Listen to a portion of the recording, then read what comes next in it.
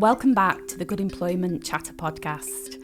Hello everyone, I'm Sharon McDonnell, I'm the Membership Manager at the Charter, and I'm delighted to be joined today by Jonathan Wood, from the CEO of Datesand, and Claire Wood, the Director of Datesand. Those of you who are familiar with the Charter will know that and recognise the names from the recent Charter Awards, where not only were the winner of Financial Wellbeing, but they also took home the big one, Employer of the Year. So great to have you. Welcome. Thank you. Thank you, Sharon. So I think that's a good place to start, really. How was it? How did it feel for you and the team? Incredible. It was a real surprise for us, and you could see that on the night, I think. It was, and we've had time, obviously, to absorb that and to take it on board, and it's been a real sense of pride and recognition that we've not really had before as a small business in Manchester. So yeah, really good, and I think the pride has spread throughout the whole team. Everyone's buzzing, so yeah, it was a great moment in our history. It took a while to sink in. We had no sort of pre-idea that we'd come out with anything. You know, you go into these things, and it was just a shock. I was waiting for them to announce somebody else. Yeah, both times. I think is it the third consecutive win you've had? It is the third year that we've won on a different category, and we genuinely didn't expect to win. Oh, I know. And when, as you said, the big bomb came in, it was like we kind of switched off a bit. We were having a bit of a chat around the table, you know. So it was absolutely brilliant. Yeah, I know. Fantastic. Every year you put in a nomination, and you're just thrilled to be selected, aren't you? Yeah. And then when you win, you're just completely floored, aren't you? Yeah, we were. It's been great. Where does that come from then? Where does that lack of? Well, I don't know if I may. I think it's a really interesting question, because we've questioned it ourselves, and there was the next day. It was like a real, for me, a sort of an awakening and a moment of like, why wouldn't you have considered yourself worthy for this? And I think it does go back for both of us, probably to our academic experiences as youngsters going through school. I think you put yourself in a bit of a pigeonhole, which we have done. We both struggled at school. You know, we both had limited success in our early years, but then later developed. I'm sure Claire can tell you about that as in terms of her own education. But I think that was it. The lack of self-confidence and a little bit of like imposter syndrome that has existed, you know, probably for a couple of decades at least. I'm sure that exists in everybody, self-doubt, but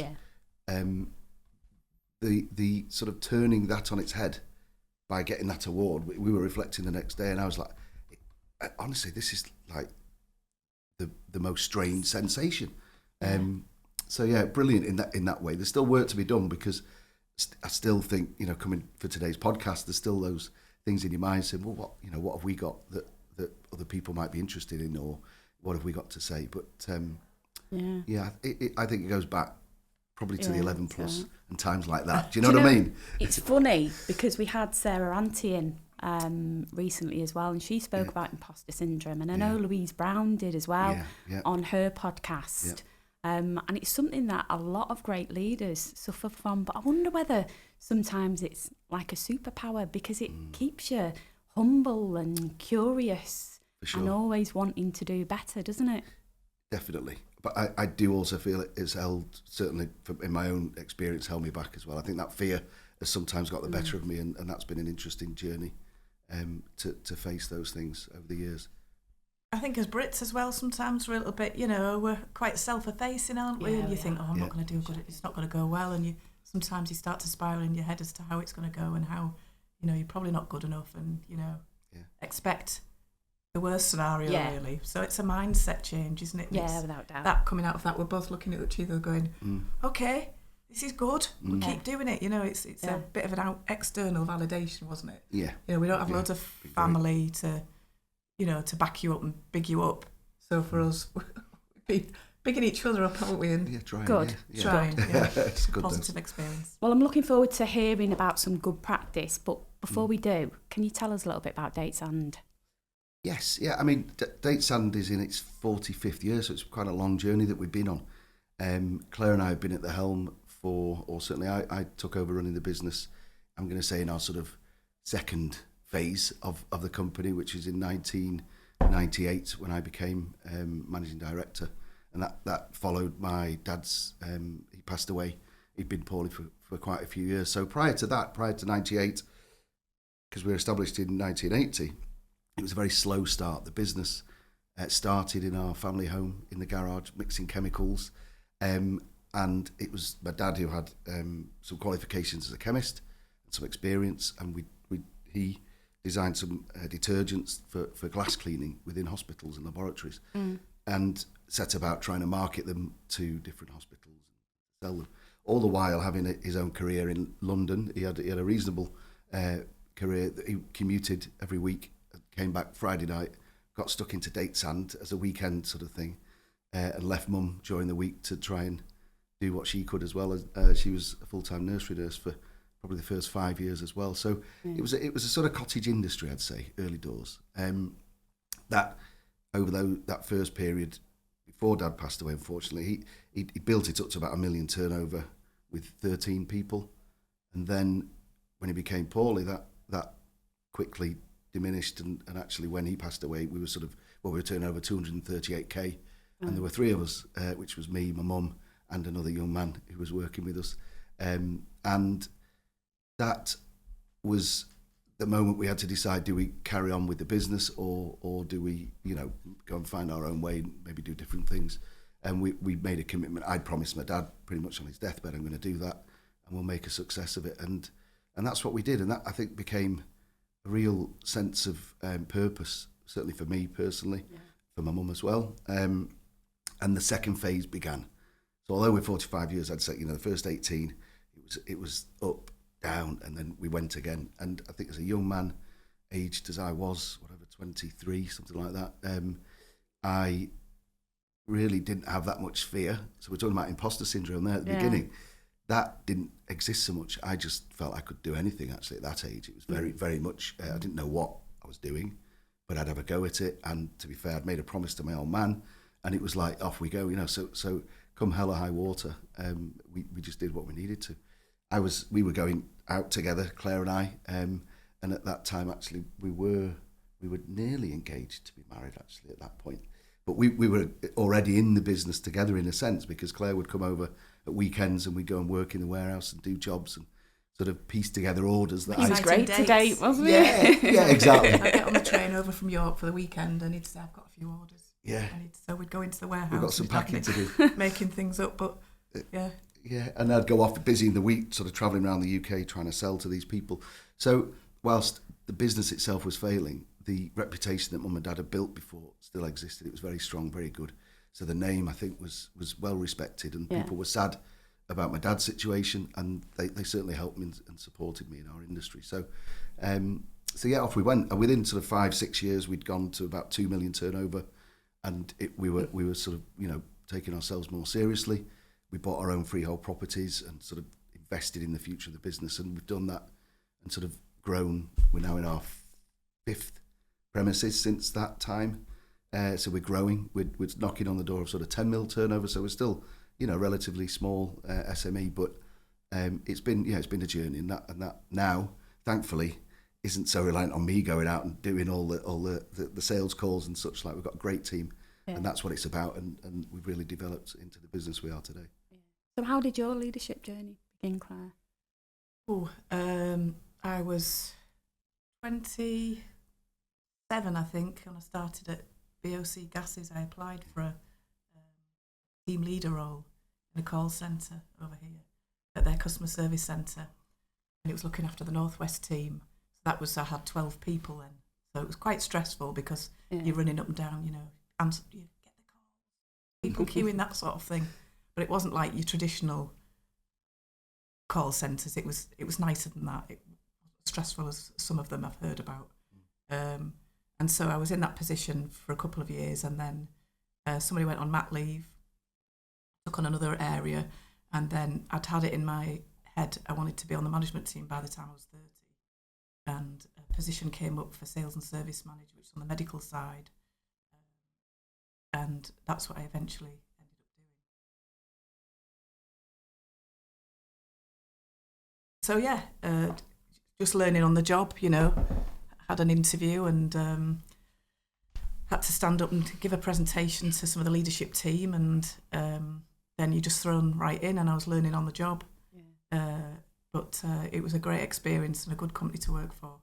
And you learn a lot, don't you? You learn a lot from the leaders around you and your peers. And there was 1 or 2 people on that team that, I think 3 women on the management team, and the rest were chaps. But I had a couple of key people in there that I would speak to, and they would help to coach me and advise me.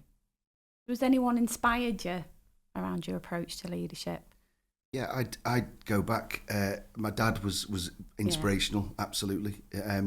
He was also a nightmare at times, but he was a leader of people, most definitely, and people did follow him, and that was great to see. That was a lot through enthusiasm, through leading by example.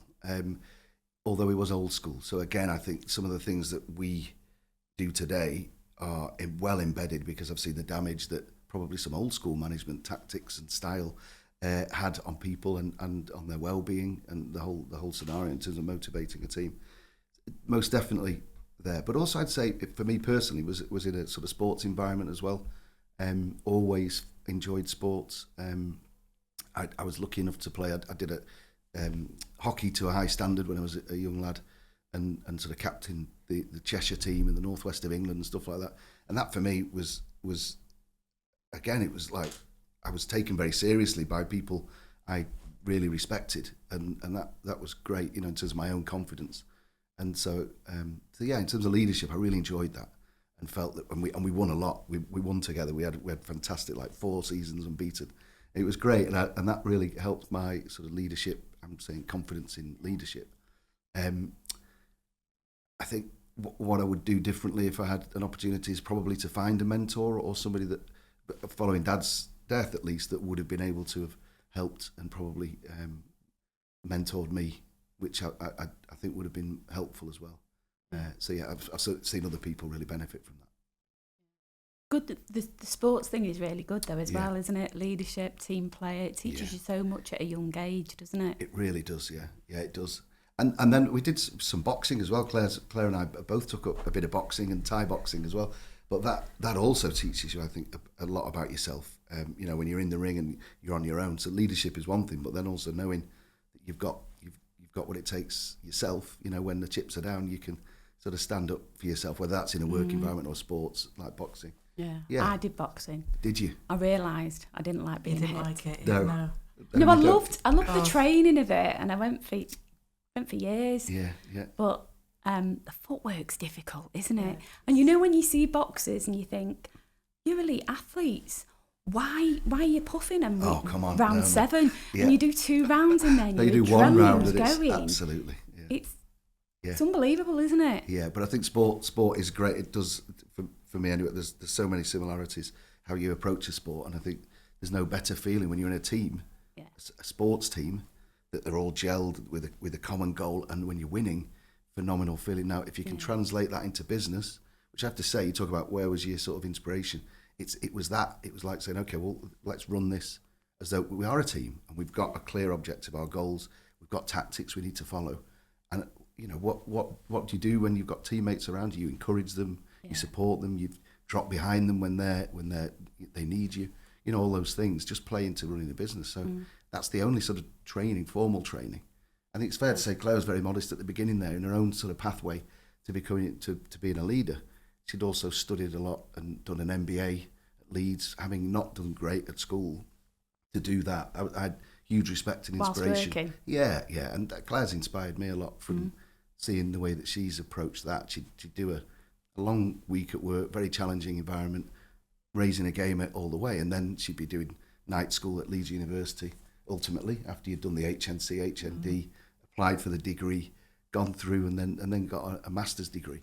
And we were together at the time, and I didn't have any sort of time or interest in the sort of developing academically. I was just so focused on the business. But that was inspirational and really has, inspired me and other people I know as well. I guess you didn't have any capacity for that, did you? Because you had to show up for it was a choice, work, and you were learning on the job, weren't you? Yeah, but you're inspirational. Thank you. Good. And you're a husband and wife team, aren't you? What's that like in practice? Any silent car journeys on the way home? And what's less silent. No, we just don't stop talking, to be honest with you. We don't travel in together. and travel home. Rarely. Is that a conscious decision then? It generally doesn't work necessarily in terms of timing and different plans. When it does work, we do go in together and we chit chat and we're at different ends of the office in this new place. Yeah, so I think that's a very serious question, and I think it is something that we've been really mindful of. So firstly, we were lucky to sort of meet and we fell in love quite young, really, at early 20s. I won't go right back to the very beginning when I was 14 and I told someone in school, I said, I'm going to marry that girl. Oh, did you go to the same school? No, we didn't. I went back from our holiday. We met in Wales, in Abersoch, on the beach, and I went back to school having spent a week in Claire's company. And I said, I've met the girl I'm going to marry. Oh. So that was like manifesting the future. I tried to set up a date on the phone and stuff, but she wasn't actually having any of it at that point. He ended up washing up pots in his auntie's pub. That's a long story. That's another podcast. But we were lucky, genuinely, when we did get together. I mean, the fact that we have really got a strong foundation. We do love each other very much. We like each other. We get on well. We have a laugh. We also share the same values. Didn't really want to work together. That was never the original plan. No. Claire was the breadwinner for the first sort of nearly 10 years of our relationship because the company, we were just reinvesting into the business, and she was doing well with her career. So there we go. It's something that's happened because actually at the time when we had children and looking at the expertise that Claire had and my own direction going at external working, it worked really well. And it did make sense, so we pull in the same direction. Having a couple of kids kind of throws in a few curveballs, doesn't it, when you're trying to, the first day back to work after being off for a year. Yeah. My daughter had chicken pox. But I should be here, and he's saying I should be there, and I just thought this isn't going to work. Different meetings. Too much stress, because you're also feeling like you're failing as a mum, because you need to be with your child, and then you're failing your boss because, she's in So I couldn't stand that. So is that when the decision was made to work? It was around that time, and it was also there were a number of things that were pulling us, and it was also because the business could afford to employ Claire, for example, and also we needed great people in the business, and there were some really specific areas where Claire could add value without us sort of sitting at the same desk every day. Yeah. So I'd go off, and a lot of my time was external, and Claire would be more internal, working on specific either projects or looking at specific cash flow, for example. Transformed within a year, so our impact was like quite immediate, and you think, well, why didn't we do that sooner? But then from a husband and wife perspective, we've had to be quite strict. That over the years, you're lying in bed talking about payroll. It's not great. No, but sleep saying, did you do such a thing? Yeah. But we've also defended our sort of time together as a couple. We have great holidays. We have the same interests, share the same interests. We love going out and walking. We have great social life and stuff like that. So when we're doing all those things, we're not at work. We're not talking about work. We may have to stop one another sometimes. It's important, that, isn't it? Yeah, of course. But we can be honest and open. And generally, it's worked very, very well. I think it's hard because you're not only in the office together, but you're at home. There's a home office, so you might be working in there, and it creeps into your life more, even more, doesn't it? And so. You've got to make that conscious decision. You do. So often I will nobble him when he's driving, and I'll say, right, he can't move. He's driving. So I'll say, where are we up to this? And what we doing? Do you need me to do this? So I'm busy making lists or emailing. Forever emailing, aren't we? So that's quite good. But it's worked. I think we're a good team at the end of the day, and that and I think if that was ever under threat, then we'd do something about it, which wouldn't be. It would be that we wouldn't work together any longer. You know what I mean? We're husband and wife first and foremost, and that. Yeah, because not everyone knows your husband and wife. I remember when you came out of the judging panel for Financial Wellbeing, and one of them said, "I think she just called him darling." Oh, really? Yeah, great. And I was laughing. I thought, should I tell him? Should I she probably. Yeah. They're married. Yeah. That's funny. Yeah. So you've got around. How many people have you got on your team now? Is that around 30? Yeah. So you're small enough to feel close fit, but big enough that there's some complexity as well. How do you strike that right balance within a family business? Being flexible, but having enough structure to run smoothly. It's constantly evolving. I think it's really important to say that it is change is inevitable and development comes through change, and recognise you don't always get things right necessarily first time as well. One of the things that we've done very early on, in our time together at least, running the business, was that we set what we call the Datesand way, which is a set of values. And I think you've seen this before, but when you come to our place, that's developed by the team, not by us. It's by us all getting together, share and decide what our core values really are, and our behaviours first and foremost as well. So once you've got those set out, then you can really align the policies that you make, the decisions that you make, the people you employ, all of these things, as long as they align with that core value. And that can change and develop as well, and it has done over the last 20 years. But if you can really nail that on, then the other things make sense, as long as you're open and honest and you're reviewing constantly. Yeah. It's like the personality of the business, isn't it, at your values? Absolutely. I think, we do have a great team, and we're well established now. There's long service in there, and we know them very well, and we know what their skills are, their skill sets very well. So we know who are the best at different aspects. So if there's an issue, curveball comes in, you've got the skill set there to manage it. Yeah. And that's, having an autonomous team as well, isn't it? Yeah. Where people feel like they can tackle something if it comes in. Yeah. So it just depends what it is, doesn't it? There's always things coming in, always complexities, but they're a willing team and keen, and they want to do a good job, as we all do. Sorry, just to reflect on that as well, that there have been times as we've grown where we got to sort of over 20 people in the team, that I was kind of scratching my head and thinking I enjoyed it much more when there were 8 of us, or that was more me, for example. And it's only with the professional structure and process that's necessary, which I'm not great at. I'm a bit all over the place, to be honest. And I think that you can lead from the front, but if you've not got people with you who can actually provide structure, process, and make sure those things are adhered to consistently, then you could come unstuck. And again, we've learned on as we've gone and developed that. But it's important to recognise probably where your skill set isn't as strong as others, and then they gel together. Yeah. Which is also a point, as a husband and wife team, we're very different. Our skill sets are totally different. But because of that, I think it allows us to sort of nail the whole piece together without treading on each other's toes too much. Yeah, you complement each other. Yeah. I think so. We do all right, don't we? Yeah. He said. And what I always find interesting is there's no one with a HR background in Datesand, is there? No. And yet you're always ahead of the curve. You're always people focused. How do you stay informed and keep that momentum going? I think it comes naturally to us as a business somehow. We are people orientated. It is important to us. It's not just making a profit. It's looking after people, doing the right thing. We've got to look at ourselves in the mirror at the end of the day. Am I proud of what we're doing and how we're looking after people? And we are, aren't we? Absolutely. Yeah. Yes, we are. Just repeat that question again, sorry. You never want to praise yourself at all. But, you noticed. Yeah. It's, what was I saying? Oh, one of the things I find interesting about you is that no one's got any HR background within the business.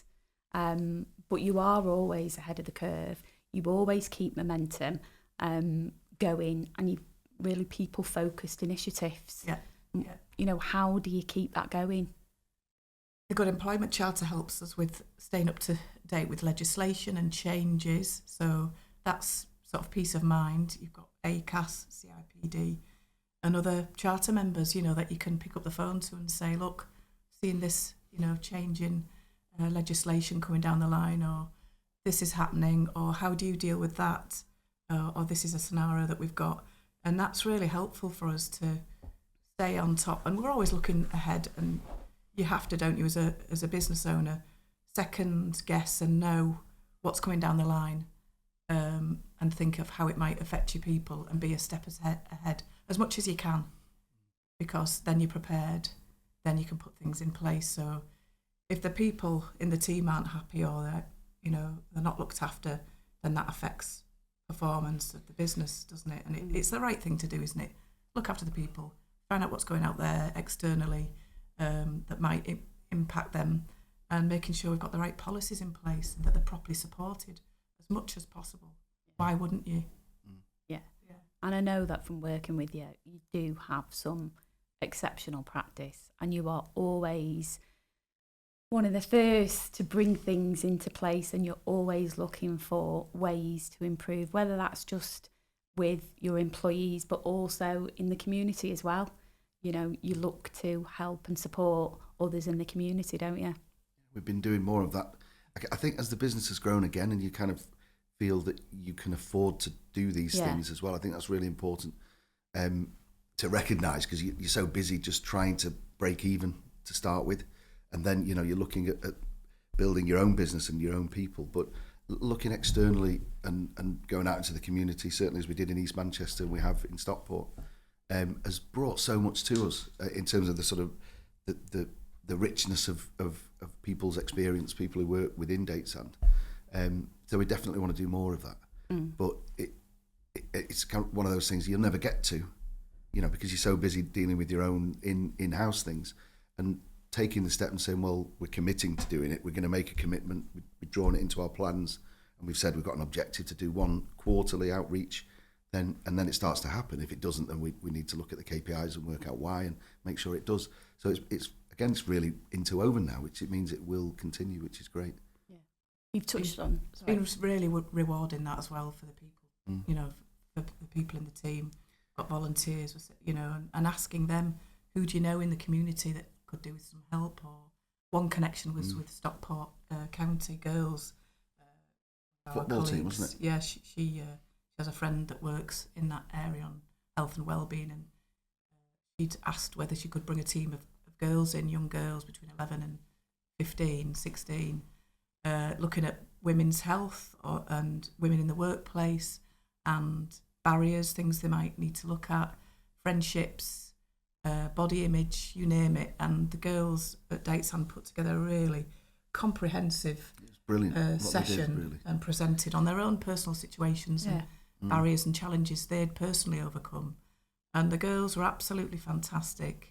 They did some little workshops and got them thinking about what they're good at and what they're grateful for and where their strengths are, and talking about resilience and all those great things. And we thoroughly enjoyed it. So, you know, that was a development for our people, standing up and presenting on these personal things that they'd stepped forward to do was really out of comfort zone for many of them. And to hear the impact on the girls as well, and they were very engaged, asked lots of questions, and maybe the things that they couldn't ask their mum or dad, or they couldn't, you know, the friends wouldn't know. Yeah. So it was a free-for-all in terms of, what do you want to ask us? You know, they didn't know how it works, what happens in businesses, and also hearing, you know, inspiring stories from the team of what the barriers have overcome. So it was great to read the feedback that we'd got. So that's just one example. Yeah. You know, and I think it's great for any business, if they can, to give up some time, just a few hours, and find out where they can contribute in their communities. And like you say, there's benefits to both, isn't there? Because sometimes in a smaller business, you know, I hear a lot, there's limitations in terms of additional responsibilities and exposure for employees. But you've just demonstrated there that look for something that they can do. Look for opportunities for them. Yeah, and they've really grown as a result, but also really appreciate it. You talk about satisfaction, and we did the Stripe survey at the end of that, and you know, the feedback from the team who were involved with it, great sense of pride, great sense from themselves that they learned about themselves, and hearing some of the other colleagues' stories, they felt closer as a team as well. So it was a really, really healthy and rewarding experience. Just touching on that, because you're asking, like, we didn't have involvement in or formal HR involvement, or people who were educated in HR, and so how are we so people focused? I think it's stuff like those like that make you realise that it doesn't matter who you are, at what level you are in a business, as we took part in this, as Claire did, and opened up to the rest of the team. But we're all people. We're just, that's all. That's really important to remember that. I don't think HR training or, you know, qualifications make you any more of a person than the other person. So the same with any the sort of titles and the hierarchy within the business. We all, and it's really important that we open up to our team and share our personal experiences, because it's helpful to us to do that. I think that's really important to remember. So those open days when we go out to the community, it's like, yeah, it doesn't matter who we are. Claire's in whatever scenario, along with everyone else, getting stuck in, and it's like, yeah, we're all, we are all people. Take down the barriers that I think business often puts up, because structure is supposed to be a good thing. Of course, you need structure, but don't forget the human element. Absolutely. We do have obviously an external HR specialist for all those things. For the legal bits. But a lot of it is down to us. So we can say, well, we've got this scenario, and they'll come back with, well, you do X, Y, and Z. And we'll say, well, actually, this is how we do things. We want to do this as well. So you can take that. Obviously, you need to stick to the law and do the right thing. But we might say, well, we don't want to just give them that. We want to give them that additional, whatever the scenario is. It might be someone that's on long-term sick, or, we make the ultimate choice on that as to what happens. And like Jonathan said, it's just treating people as humans, and everyone goes through ups and downs, don't they, in life? So, the human element of it is important, isn't it? And treating people with respect. It's a basic starting point, really. Having that people focused. Yeah, it's essential, isn't it? Front and centre. Absolutely. Decisions. It just seems really obvious, though, to us, and I think it is obvious. I think when you really look at it like that. So if we move on to a little bit of your good practice, I know, and let's talk about wellbeing, because was it 2023 that you won Best for Wellbeing? Mm-hmm. So tell us a little bit about what you do around wellbeing. Yeah, I think culturally we were always, we could always say we look after people and we take care of them, and if they need us for anything, we're there. But that's not enough, is it? We need to really have things properly embedded in, future-proof it. We don't want anything to be reliant upon Jonathan and I. It can't just be led by two leaders. So I suppose it was after COVID again where we stepped things up, like most businesses. Culturally, it was there. If you asked anyone on the team, if X happens, would you be looked after? They'd say, yeah, absolutely.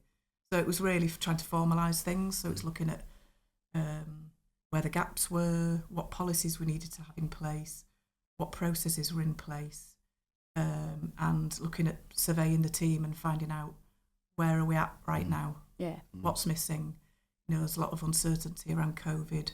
People didn't know whether they were going to be furloughed or they're going to have a job. How the business was affected, like many at that time, and so there was uncertainty.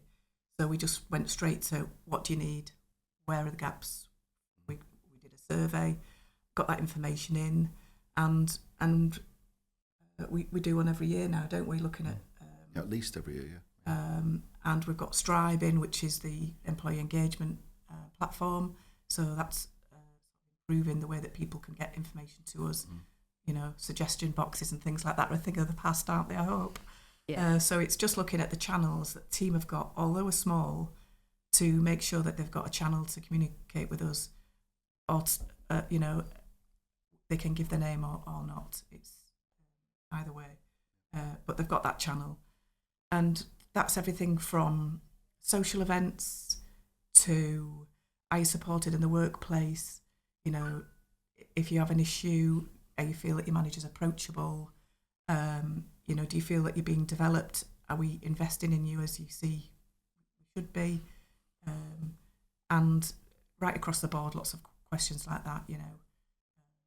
And just working on the feedback back that we get and plug in any gaps. Yeah, and the feedback is interesting. So you may make some assumptions as to where we are, maybe where we could improve, or what people do value, and then when you ask the question across the team, it's not always what you expect. And that, so again, it's like, don't assume anything.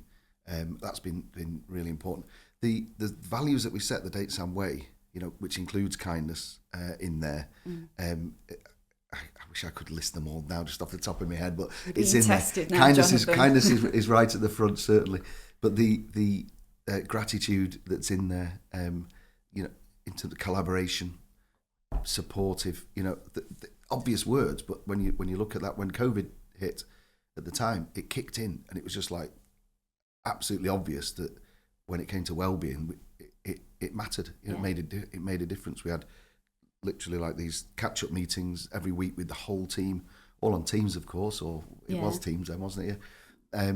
And we had the welfare packs going out every month, so that we were sort of sending out lots of treats and goodies and things. That wasn't us that said, let's do this. It was the team who were working in the office said, right, let's pull these things together. So that made everybody, it really made a difference. The whole team felt, I think, supported and loved ultimately. And we came back then after COVID with this new sense of like, goodness me, yeah, we are cared for and we are caring, and we've been able to amplify that. So as Claire said, then to lock it in with the processes we've got has been brilliant. And the Good Employment Charter has helped, again, massively with that, us going out and meeting other supporters and other members and looking at their best practice and then going, we can adopt that. And within a week you've adopted it and you can roll it out and you can embed it. It's fantastic. So again, I think the sharing of ideas has been really powerful for us. And I think, just having this culture, which is at the sort of foundation of every good business, is having a psychologically safe place to work, isn't it? Where without that, you're not going to get any feedback. No one's going to want to speak up or suggest anything because they just don't feel safe that they're going to be listened to. So that is absolutely runs through the business, which is where you get all these great ideas from the team. This is it's got to be led by the people in your team. Because that's what they're valuing in, and they're all from different backgrounds, different demographics. So again, with your health and wellbeing offering, it's got to be inclusive for everybody, hasn't it? You can't just say we're going to climb Snowdon every other week, or whatever initiative you come up with, but it's got to be open to all. So we have done that. We have jumped out of planes. We did climb Snowdon. Yeah, that was good. Canoed along canals, but we've also painted pots and pictures and designed and made things. And it's interesting to see the breadth of team members that get involved. That take part every week. Someone in the warehouse. Take part. We have done. We do. Yes, yoga. Claire's very good at it. I'm not so. But painting pots. And the team value that so much. By the way, the yoga thing, and that's been going for 2 years. The painting now. of pots, I found incredibly therapeutic, and really just took ourselves away for a couple of hours. It's brilliant, de-stressed. So we've done that a few times now, actually, or similar things, decorated different. But it's making sure your right policies are in place as well, isn't it? Obviously, policies alone aren't enough. But if somebody in your team maybe is going through the menopause, for example, you've got to preempt all these things and think, well, what does that person need? What do we need to adjust to help that person be great at what they're doing, and reassure them that we're with them for this, and it'll pass and they'll come out the other side. So the whole manner, even though we've got 30 people, there's a whole manner of different challenges in there, and it's just making sure that 30 people your together. Offering, your policy is speaking to every single person, and they all get something out of it. I think that's what's, in a family business, you're so close-knit, aren't you, as well? So you know each other at a kind of different level, don't you? Yes, I think sometimes that can give added pressure, can't it? Because you're a team, and as employees, you really want to, champion the employer, and as an employer, because you know them at a deeper level as well. Yeah, we've reflected on that as well. Worry, isn't there? There is that worry. It depends who you are as a person, but we are both quite empathetic and do take it home at weekends, and so it's like having a big family in a sense. Now we are not a family, and we're really important to sort of make that very clear to the whole team. We're a family business. We have some family values and traits of a family, but we're a business first and foremost, and we're a team. That's it. We're a team of people with shared goals, and that's really important. That because families don't behave so well often, and families don't always respect one another, and they don't always do the thing. They don't always have positive connotations. You know what I mean? Yeah. So it's for other people as well. A positive thing. So we've tried to, really differentiate, but that caring closeness does mean that you are worried about people's scenarios, but also the support from colleague to colleague is evident, and you see that, and I think the support network it works in all ways and in all directions. So, and it's brilliant to see that, and it's massive when we see people, whether they're going out weekends together in groups, or whether they are supporting each other on appointments, for medical appointments or whatever. It's like that. That's brilliant. That's a team. It's a proper team. And if you look at the surveys that we get back, that's one of the key things. Asking them what is it that you love about Datesand. They'll say their relationships with one another. Yeah, so it's not necessarily the employer; it's their day-to-day interactions with their colleagues who have become friends. And even if you had a big, only a small business, but for a bigger business, that's still possible if you've got the right leaders in place. It's all about the leaders, isn't it? So they are so critical that you've got the right people with the right in place with the right behaviours and the right attitudes. Yeah, and friendships are really important in work for people, you know, to enjoy coming to work, aren't they? Yeah. Again, it's dead obvious though, isn't it? Because that's the whole thing about people, social, the aspects of it. And on the flip side of that, without being negative, that's why it's so important that you get, obviously it's a diverse business, but people with the same mindset in terms of values. Yeah. That's like the non-negotiable, that these values are important as humans. So this is what we want to look for. And if you take someone on, make the mistake, take someone on that isn't representing the business properly, then you also have to address that, because as we know, one person who is the opposite of your values, it's very damaging. And if they're sitting in there all day, every day, not supporting others, etc., then that can be really dangerous and damaging for your people that you've got. And we've had that over the years many times. Yeah. It's, really, and probably not acted quickly enough sometimes. Again, if you can review that and play it back, you're like, we did our best to try and develop that situation for the best outcome for us all. But that's probably something that lack of self-belief sometimes has meant that you've kind of second-guessed yourself for a bit. Or you give people too many chances and you think, because we're empathetic, maybe it was this, or maybe give the reasons. But the rest of the team are we've learnt more now we're in our 50s. They wouldn't get past the recruitment stage if they didn't have the right values and the right attitudes, behaviours and the right mindset and the right skills. Yeah. Good robust recruitment process yes. can save you lots of headaches in the future, can't it? Yes, yeah. So if we move on to financial wellbeing, I mean, you're an exemplar. You won the Financial Wellbeing Award, tough category this year. I know it's at the forefront of many businesses right now, and many employees mind financial wellbeing. What specifically, how have you addressed that with Datesand? Again, it's got to be led by the people. There's no good thinking, I think they'll need this, that'll help, let's throw that in the pot. Maybe people won't value that, or maybe one person out of 30 might value that. So it's always got to be driven and led by your people. It comes up time and time again. So again, that's what we did. We did a financial wellbeing survey. We had some help of our friends, one and all, who had done one first. And as you'd expect, they shared what they'd delivered in their business that worked for them. So we used that as a sort of basis for our survey, which we're really grateful for. And we learnt that people, yes, they would like to see a financial advisor in work time. Yes, they would like to be able to sell back holidays, have the option to up to 5. Yes, they would like wage stream, which means that they could draw down up to 50% of their salary on a weekly, daily basis. That's one to obviously closely monitor and manage. Yes, they would like to go to some, learn more about financial wellbeing and how they could help themselves. We had NatWest in, didn't we? That was an example. It was excellent. We'd been asking our relationship manager for quite a while, come on, what can you do? You must be able to have something you can help us with. And finally, the third relationship manager we had said, actually, we're just bringing this financial foundations. We used to do it, but it's fallen by the wayside. It's coming up again. So we're all over it. Let's get them in. And so they came in, a couple from NatWest, and they had a team in the end. We ended up with the CFO there, didn't we, of NatWest.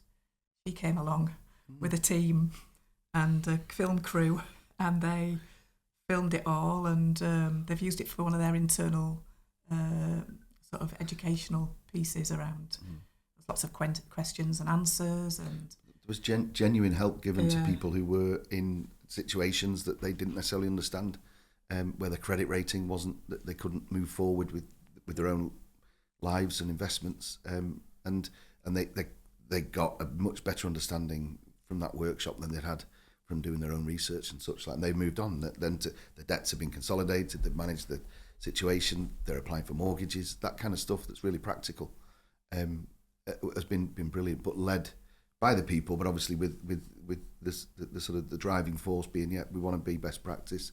We believe that it's in our interest do that, so that our team feel that they are well supported, they feel secure, and actually they're not coming to work worrying about the things that people do often, and finance is definitely something that people worry about. So paying the real living wage is the sort of basic thing that you can do, but the things that Claire's mentioned are just some of the initiatives. And the sense of loyalty and appreciation and commitment from the team, it's like it knits us all together even more so to say, well, yeah, we are, and actually people are having a better life. People aren't stressed as much as they might have been. And of course, everybody's different and different. We all manage our finances, some better than others, and that's always going to be the case. But as long as you can talk about that, whether it's with your manager or with our independent advisor or whatever, that's a really strong starting point, isn't it? You've got to be able to open up, and that's where we're at. That's definitely the case with everybody in the team. It's having that culture, isn't it, where they don't have to hide anything. If they're worried, just come and have a chat with a team leader, a manager, one of your colleagues, just someone that you trust, and let's have a chat around it and see what we can do to help. So we've got mental health first aiders who are also can signpost anyone if they're struggling with financial signposting as well. And we've just reached out to a tax specialist who I'm hoping is going to come in and look at individuals' tax codes to see whether they're right and whether they're on the right tax codes. That makes a difference, doesn't it? And it's down on it's down to the employee to check their own tax code. No one's going to come along and say, hey. So anything like that, it costs us nothing. It's a phone call to someone who's going to come in. It's a little bit of time, but for the employee and for us, it's brilliant.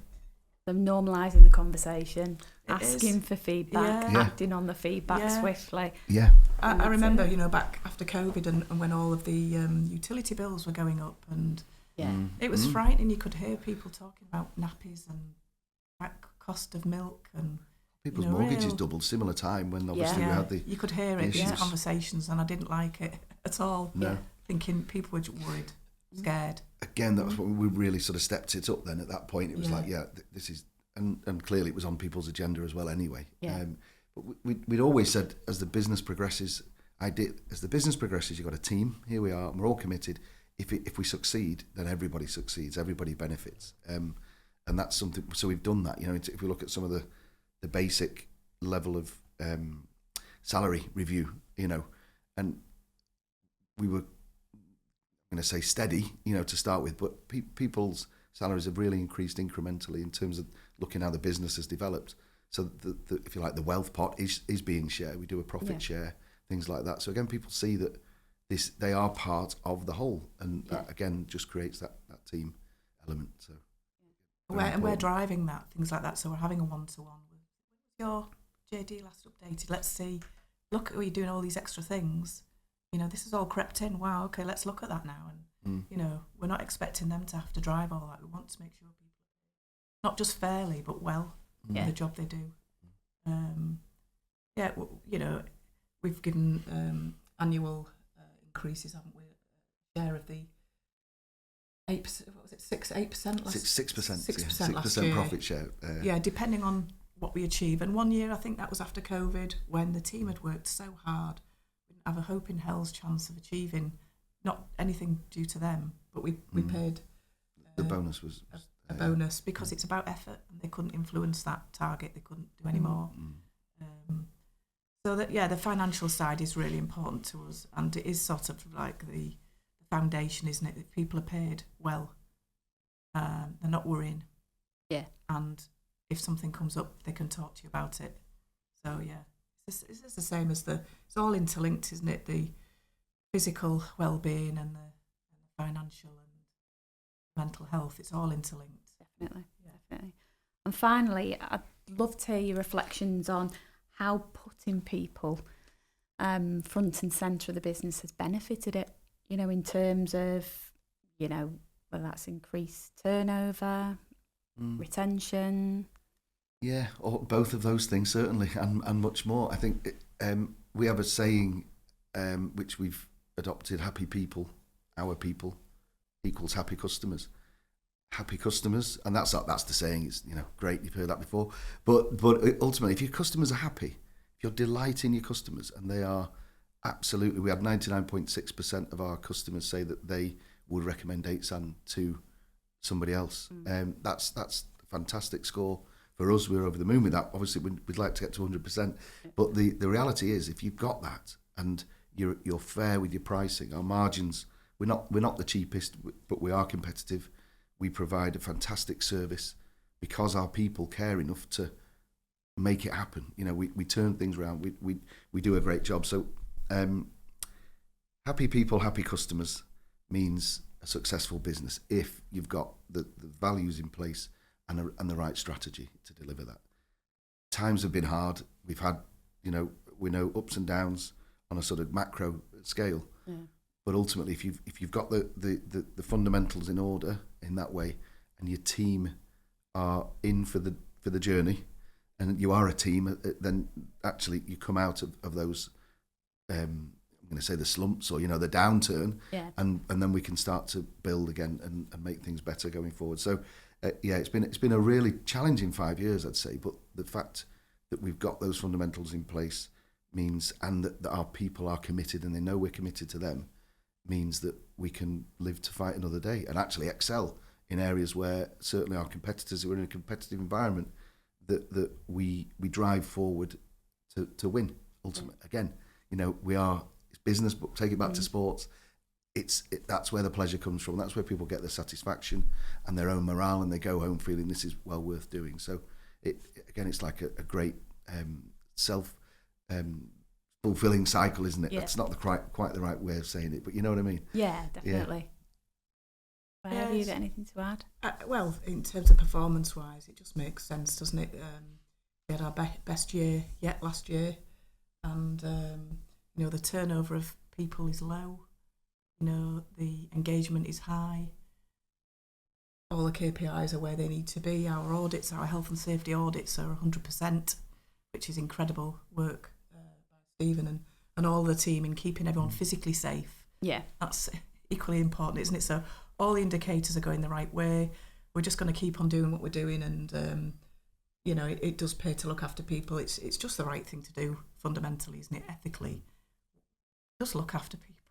Yeah. We're in a position to be able to do that, and we're really mindful and acutely aware of the impact we're having on those people that we're employing and their lives and their families.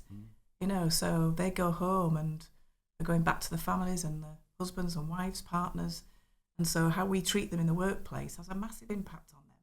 And it's lovely to hear things coming back. We've just taken on someone not so long ago from the warehouse. He was temping, and then we've made him permanent, and he's always telling me, I told my mum last night about this or that you're doing, and she wants a job. Have a job. Yeah. Ashley, he's a great guy. I think I met him at the awards. You did, he was at the awards, he came with us. So lovely young man. Emily was in customer services, she came along to the awards. Yeah. And Alan, the warehouse manager, does a fantastic job. Yeah. So he's so enthusiastic, and it's lovely hearing those, comments when they go back to the families and saying, I can't believe you're doing this, that and the other, and saying, right, what are our skills? He was telling me the same thing. Yeah, was it? Yeah, that's great. Yeah, that's lovely. So and if you do those things, you can end up winning awards as well, which is great, isn't it? That's the icing on the cake. Yeah. Which we're very grateful. So it's a simple message, really, isn't it? Yeah. Look after people. Look after people. Absolutely. Yeah. Well, it's been an absolute pleasure to have you on today. It's been an inspiring chat, great leadership, and good employment can make a really difference. People's lives and to business. Absolutely. Yeah. Thanks for listening. Thank you. Thank you for having us.